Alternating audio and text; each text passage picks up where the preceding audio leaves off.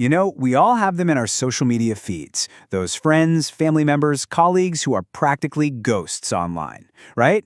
No selfies, no big life updates, nothing. In a world that's just constantly yelling for attention, these folks are, well, they're invisible. But here's the thought. What if that invisibility isn't a sign of weakness at all, but a sign of some incredible, quiet strength? Well, psychology gives us a really fascinating look behind the curtain on this one. And that's the big question, isn't it? We're so used to this constant performance of life online that when someone just opts out, it makes you wonder, what's actually going on in their head? Turns out, their silence speaks volumes, and what it says might really surprise you. So our first instinct, our assumption, is usually pretty negative. We think, oh, they must be shy or anxious, maybe even a little antisocial. But the psychological reality, it paints a completely different picture. Instead of insecurity, this behavior often points to people who are really secure, deeply self-aware, and super intentional about their privacy.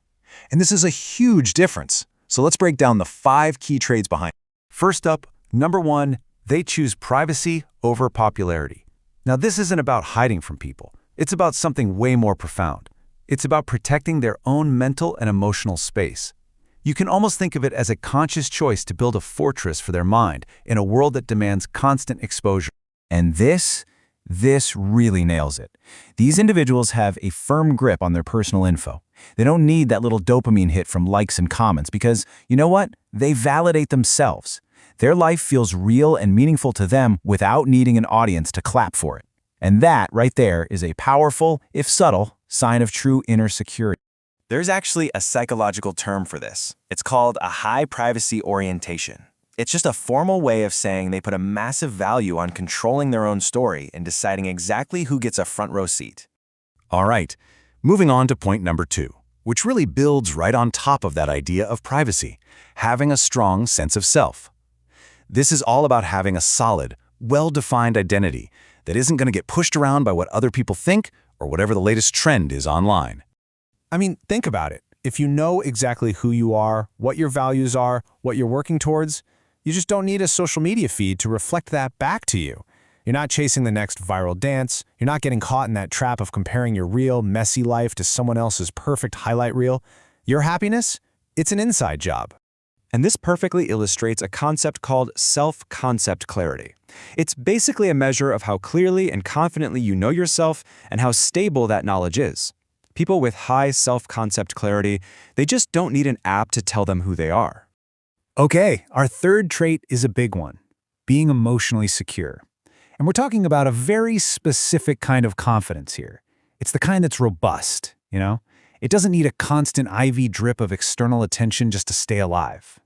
See, these individuals aren't posting selfies to prove they're worthy or successful. They already feel whole without needing a public vote on it. This emotional balance makes them less anxious, way less needy for approval, and it frees up all this energy to focus on actual real-world goals instead of managing some online brand. Psychologists call this secure self-esteem. It's the opposite of fragile self-esteem, which can totally shatter with one negative comment. Secure self-esteem is well anchored. It's a quiet confidence that's there whether anyone is watching or not. So, on to our 4th trait. What we often find is that people who post less are deep thinkers, not show-offs. They operate on a completely different set of rules for what matters, and that rule book is written from the inside out. These are often the really introspective people, the ones who process things deeply. They think before they speak, and that naturally carries over into thinking before they post. So when they do decide to share something, you can bet it's because it genuinely means something to them. They're choosing real, authentic connection over the superficial noise of endless, meaningless updates.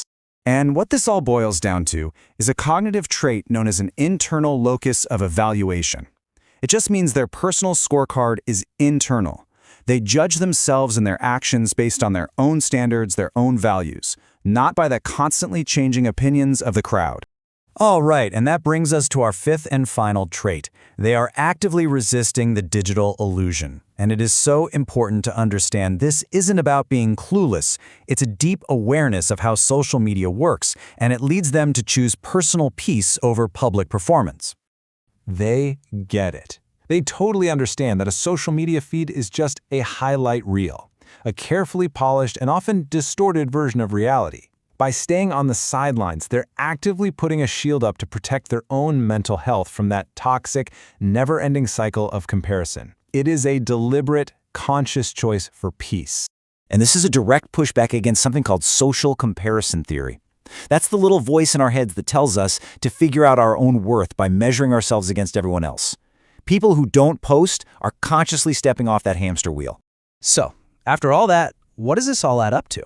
Well, it gives us a completely new way to look at what confidence really means in this digital age. The next time you see someone who doesn't post much, just challenge that first assumption.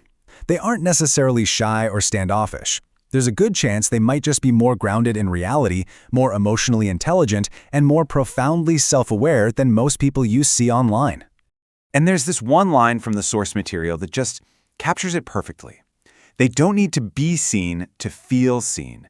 They feel seen and valued by the people who actually matter in their real lives. And that is real confidence. Which really just leaves us with one final question to chew on. In a world that constantly rewards attention and public performance, what does real, quiet, unshakable confidence actually look like? Maybe it looks a lot like an empty timeline.